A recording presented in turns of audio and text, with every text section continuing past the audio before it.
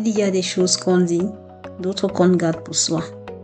Ici, c'est un espace flou, à mi-chemin, entre le silence et le trop-plein, où je parle de ce que je vis, ce que je ressens, ce que je ne dis pas toujours, des jours doux, des nuits rudes, des pensées qui claquent, des souvenirs flous. C'est mon monde, peut-être le vôtre aussi. Bienvenue dans Aide-moi tout le monde. J'ai décidé de publier maintenant chaque jeudi. Vous allez me dire en commentaire si le jeudi 18h vous convient. Moi, je pense que c'est un bon jour, c'est une belle heure parce que jeudi soir, peut-être tu es en train de rentrer du travail, tu es en train de partir à la salle de sport, tu es en train de rentrer de l'école, ou bien tu es en train de cuisiner, tu es en train de chill. Jeudi soir, 18h, je pense que c'est intéressant. Comme date, heure. Voilà. Aujourd'hui, je vais aborder un sujet qui a à cœur dimanche. Dimanche, quand je rentrais de l'église, j'ai eu à cœur de parler d'un sujet qui est la prière. Et pas n'importe quelle prière. La prière que nous faisons avant de dormir. Et je me dis que nous parlons beaucoup de la prière du matin. Que il faut, quand tu te réveilles, tes premières minutes, tu dois dédier ça à Dieu. Tu dois confier ta journée à Dieu, voilà. Chose qui est bien, excellente même en fait. Mais est-ce qu'on s'attarde réellement sur la prière de la nuit avant de dormir? Je parle bien de la prière qu'on fait avant de dormir. Je parle pas d'une prière random du soir qu'on fait, de la prière qu'on fait avant de dormir. L'autre jour sur Twitter, j'ai vu un tweet qui disait Seigneur, que quand il se réveille, la personne disait quand il se réveille, il dit au Seigneur de prendre possession de sa journée.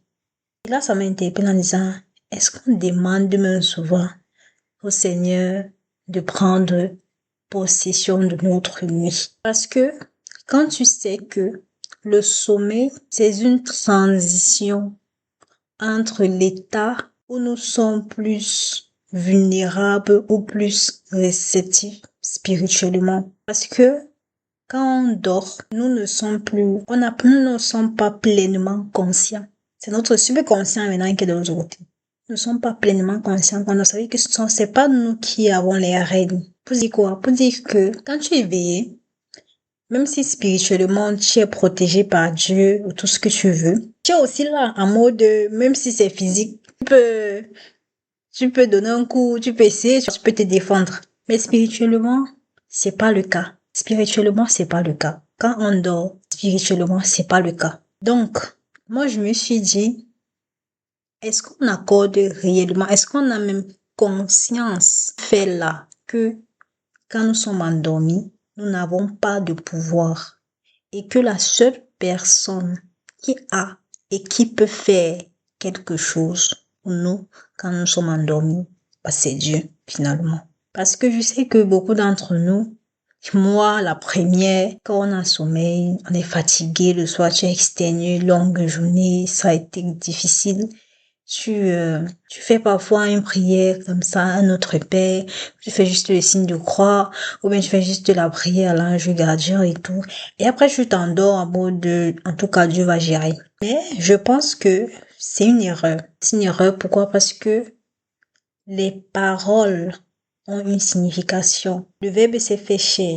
Les paroles prennent vie. Ça veut dire que il faut parfois dire des choses pour qu'elles se réalisent. Dans ça, je vais aller un peu plus loin parce que dimanche là, je pensais surtout aux rêves. Parfois nous rêvons, mais je vais m'attarder sur des mauvais rêves. Ce que couramment on dit des cauchemars. Après peut-être cauchemar un peu fort parce que je sais pas, en fonction de chacun, parce que chacun sait ce qu'il rêve, ce dont il rêve. Mais partons sur le terme mauvais rêve.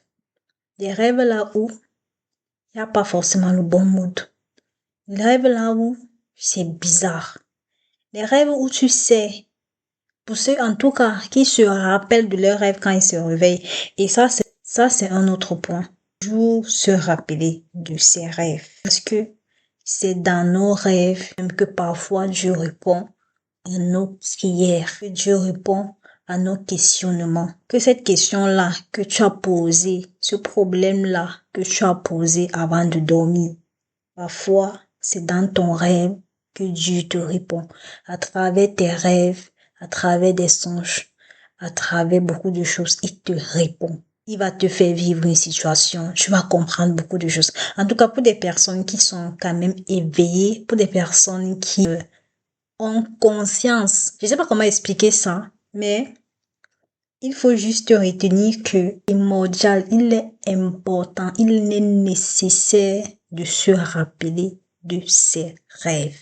Si tu es une personne spirituelle, si tu es une personne qui se dit spirituelle, il est important, nécessaire de te rappeler de tes rêves parce que les rêves disent des choses. Il y a plusieurs exemples bibliques qui parlent même de ça, d'ailleurs, des rêves, mais je pense que c'est un truc que, si vous voulez qu'on approfondisse, on va approfondir dans une autre vidéo, sinon celle-ci, dans un autre podcast, excusez-moi, sinon ceci sera déjà très long.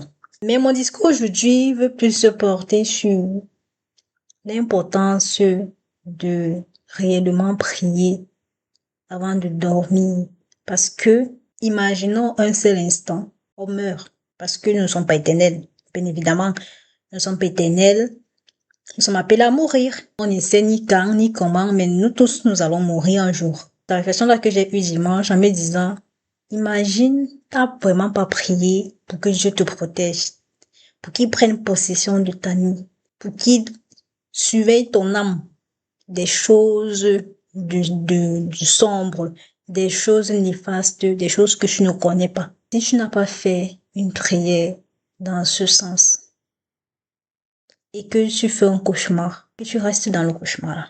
En fait, moi, j'ai pensé à ça. Bizarre, mais j'ai pensé à ça. Que imagine, tu fais un mauvais rêve, que tu cales dans le rêve là, genre, c'est ta continuité comme ça. Dans le monde des vivants, tu es déjà décédé, mais de l'autre côté là, tu es mort. Enfin, si on meurt en dormant, pour ceux qui meurent en dormant, imagine, quand tu meurs en dormant là, en dormant là, tu es en train de rêver et que c'est un mauvais rêve. Et que tu es resté dans le rêve là. Tu as continué comme ça. Je t'imagine comment c'est bizarre. Ah ouais, fais un peu réflexion. Pose-toi, arrête peut-être le podcast. Tu te poses 2 minutes, tu t'imagines ça. C'est une dinguerie honnêtement parce que c'est très chaud.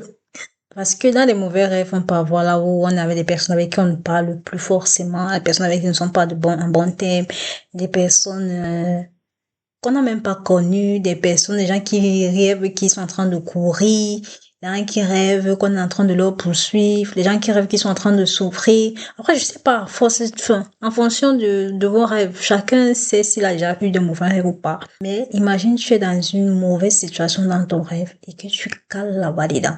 Et que si quelque chose pouvait te sauver de ça, c'était la prière de la nuit, que par flemme parce que tout ça, c'est la flemme, et que par flemme, tu as dit Aka, et tu t'es endormi, que tu as senti que voilà le sommeil là qui est en train de venir, et de faire ta petite prière dans ton cœur, dans que Seigneur protège mon âme, en disant les thèmes, parce que je parle bien des thèmes qu'il faut prononcer, une prière spécifique. Parce que moi, je me dis honnêtement que la prière du soir, à part rendre grâce à Dieu pour la journée, parler de ce qui s'est passé et tout, demander des conseils, peut-être qu'il va nous répondre en songe et tout. Mais être vraiment spécifique dans la protection pendant notre sommeil. Je pense que c'est un point sur lequel, en tant que chrétien, on doit être très attentif par rapport à ça. Je sais pas pour vous, dites-moi ce que vous pensez de ça.